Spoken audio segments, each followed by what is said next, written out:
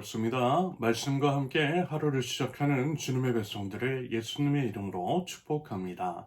2025년 2월 14일 금요일 오늘 주신 말씀은 누가복음 3장 1절부터 14절까지입니다. 디베리오 황제가 왕위에 오른 지 15째 해에 곧 본디오 빌라도가 총독으로 유대를 통치하고 헤롯이 분봉왕으로 갈릴리를 다스리고 그의 동생 빌립이 분봉왕으로 이두레와 드라고닉 지방을 다스리고 루사니아가 분봉왕으로 아빌레네를 다스리고 안나스와 가바야가 대제사장으로 있을 때에 하나님의 말씀이 광야에 있는 사가랴의 아들 요한에게 내렸다. 요한은 요단강 주변 온 지역을 찾아가서 죄사함을 받게 하는 회개의 세례를 선포하였다. 그것은 이사야의 예언서에 적혀있는 대로였다.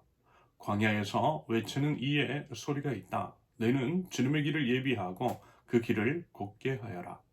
모든 골짜기는 메우고 모든 산과 언덕은 평평하게 하고 굽은 것은 곧게 하고 험한 길은 평탄하게 해야 할 것이니 모든 사람이 하나님의 구원을 보게 될 것이다. 요한은 자기에게 세례를 받으러 나오는 무리에게 말하였다. 독사의 자식들아, 누가 너희에게 닥쳐올 진노를 피하라고 알려주더냐? 회개에 알맞은 열매를 맺어라. 너희는 속으로 아브라함은 우리의 조상이다 하고 말하지 말아라. 내가 너희에게 말한다.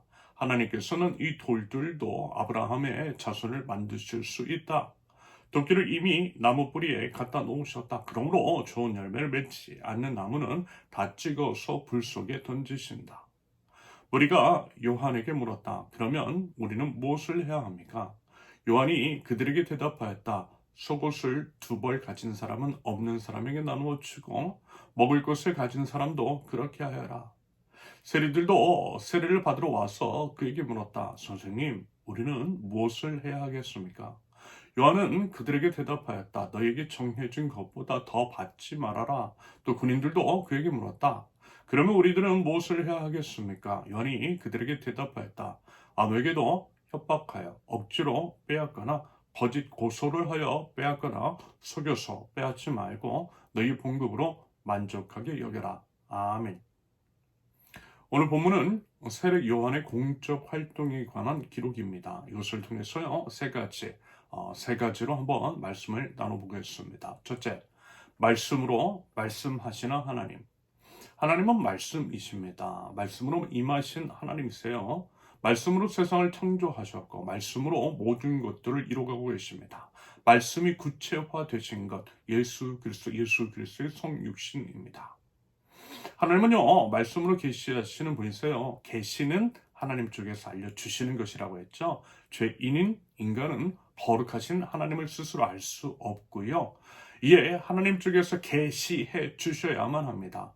하나님께서는 특별히 말씀으로 계시해 주시되 하나님의 사람을 세우셔서 그들을 통해 계시해 주셨어요. 계시해 주신 말씀을 선포하는 사람을 선지자 혹은 선견자라고 합니다.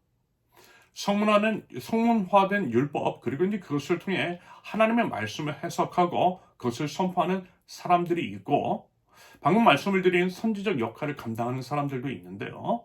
그들은 이제 하나님의 특별한 기름 부으심으로 인해서 그 사명을 감당했습니다.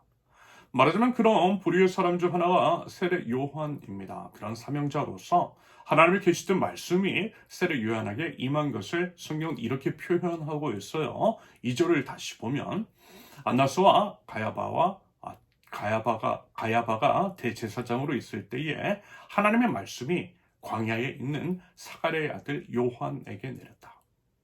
이 말씀에서 특징적인 것은요, 그때에 안나스라고 하는 사람과 가야바라고 하는 사람이 대제사장으로 이스라엘에 공식적으로 세워졌다라는 것입니다. 바꿔 말하면 그들을 통해 하나님의 말씀이 선포되는 것이고 통상적이고 일반적인 일이라는 거예요. 그런데 그때 특별히 광야에 있는, 다시 말해서 아무도 주목하지 않는 변방, 비제도권에 있는 요한에게 하나님의 말씀이 임했더라는 거예요.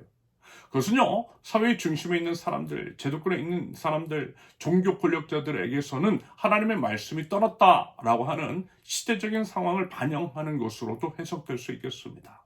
영적인 암흑 시대였다라고 하는 반증인 거죠. 무슨 얘기냐면 그들이 이제 하나님께서 부여해 주신 사명을 저버렸을 때 하나님께서도 그들을 버리셨다라는 것. 대신 하나님의 마음에 합한 사람을 택하신다라는 것입니다.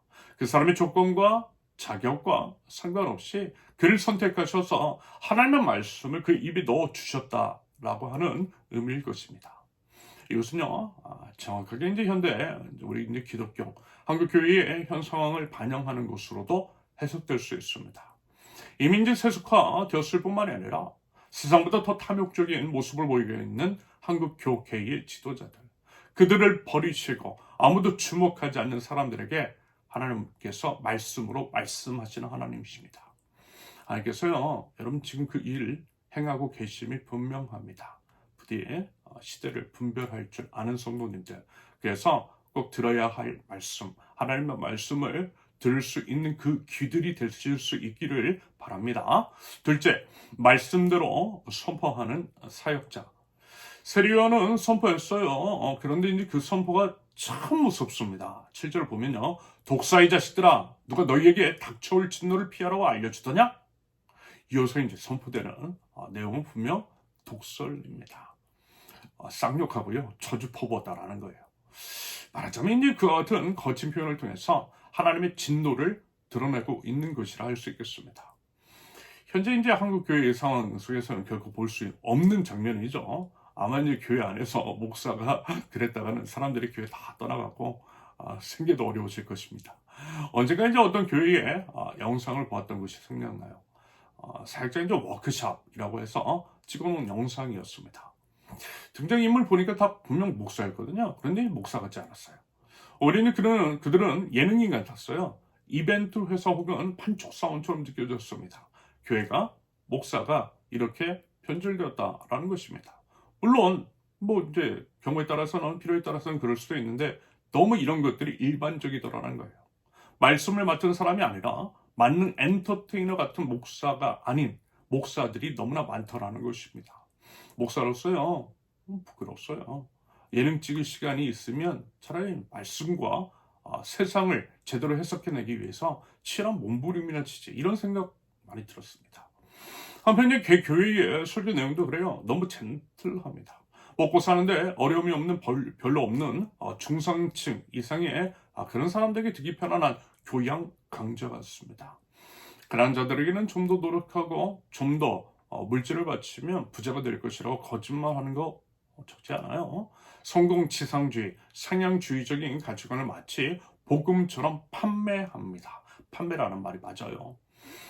시대적인 상황, 잠깐만 이제 한국 상황과는 너무 괴리된 내용, 마치 이제 교회만 딴 세상인 것처럼 편안한 설교를 하고 있는 것들이 즐비합니다. 그런데 여러분 이거 아닌 거죠. 하나님 팔아 장사하는 겁니다. 자기 이석 챙기는 거예요. 죄를 죄라고 말하는 것, 설령 선포하는 말씀으로 인해 사람들에게 버림을 받는다 할지라도 하나님께서 입에 담아주신 것들을 가감 없이 선포하는 것들이 필요합니다. 선포하되 시대적인 상황과 호흡하며 하나님 나라의 복음을 온전히 선포하는 것, 무엇보다 거룩한 하나님 나라 백성으로서의 죄의 정결, 즉 거룩해 되기 위한 회개의 메시지를 선포하는 것, 이것이 마땅한 사명자의 자세, 말씀 맡은 자의 바른 태도일 것입니다. 말하자면요, 세례 요한은 그런 사람이었던 것 같아요. 그리고 이제 그런 사람이 지금 이 시대에도 간절히 요구됩니다. 셋째, 말씀대로 살아가는 성도. 말씀을 드렸던 것처럼 누구나 솔직히 이제 좋은 소리를 듣고 싶어요. 복을 빌어주는 말, 좋은 말 듣고 싶어 하는 것이 인지상정입니다. 싫은 소리 저도 듣기 싫어요. 하지만 단 거는 danger한 것을 기억하십시오. 입에 단 것도 귀에 단 것도 danger예요. 입에 단 것이 육을 병들게 하듯 귀에 단 것은 영을 병들게 합니다. 입에 쓴 약이 육을 살리듯 귀에 쓴 소리, 가감 없는 하나님의 말씀이 생명 살려요. 일부러 그런 말씀을 찾아 들을 줄 알아야만 하는 것입니다. 말하자면 요한의 선포, 무섭고 매서운 회개의 선포임에도 불구하고 요한 앞으로 나온 그런 사람들이 있었어요. 요한의 입에서 나오는 말을 거부하고 거스르기보다는 그것에 바르게 반응했습니다. 앞으로 어떻게 살아가야 하느냐라고 물어봤어요. 회개에 합당한 열매를 맺기 위한 바른 자세를 보여주었습니다. 여러분, 이와 같은 자세, 우리들에게도 요구됩니다. 설령 듣기 싫은 말이라 할지라도 하나님의 말씀이면요, 귀담아 듣는 거예요. 듣는 것을 넘어서요, 삶의 열매를 맺도록 몸부림치자라는 것입니다. 그것이 마지막 말씀에 대한 바른 반응이요, 그 반응이 있는 것이 참 믿음이며 그 믿음을 통해서 구원에 이르게 되는 것입니다. 여러분, 하나님의 말씀은 지금도 선포되고 있어요. 다만 아무도 이제 주목하지 않는 사람, 변두리, 비제도권에 있는 무명의 선지자에게 임할 수 있습니다. 그 사람은 비록 인기도 없고 주목받지 못하는 것은 물론이요, 심지어는 교회 다니는 사람들에게마저 배척당하면서 전해야 할 말씀을 선포하고 있을 수 있습니다. 마치 세례 요한처럼 말입니다. 여러분 부디 그와 같은 말씀에 귀를 기울일 수 있기를 바랍니다. 그 말씀을 분별할 줄 아는 복된 귀일 수 있기를 바랍니다. 그 말씀 속에 계시된 하나님의 음성, 하나님의 뜻을 분별할 수 있기를 바랍니다. 순종하고 회개에 합당한 열매를 맺을 수 있기를 바랍니다. 그럼으로써 구원을 이뤄나가는, 그렇게 이제 개인의 구원, 공동체의 구원, 온 열방의 구원, 하나님 나라의 구원과 회복을 이뤄가는 하나님 나라 백성들 모두 되실 수 있기를 예수님의 이름으로 축원합니다. 함께 기도합니다. 혼탁한 세상, 거룩한 하나님의 말씀마저도 세속적 가치로 더럽히고 희석시키는 악한 무리들을 하나님 벌하여 주시고 순전한 하나님의 말씀만이 온전히 선포되게 하옵소서. 어떤 위험과 불이익에도 불구하고 하나님의 말씀을 가감 없이 선포하는 사명자들을 하나님 세워주시고 그 말씀에 따라 회개에 합당한 열매를 맺어가는 하나님 나라 백성들이 될 수 있도록 하나님 저희를 인도하여 주시옵소서. 예수님의 이름으로 기도합니다. 아멘. 하나님께서 오늘 주신 말씀과 같이 기도 제목을 놓고 우리 잠시 기도합니다.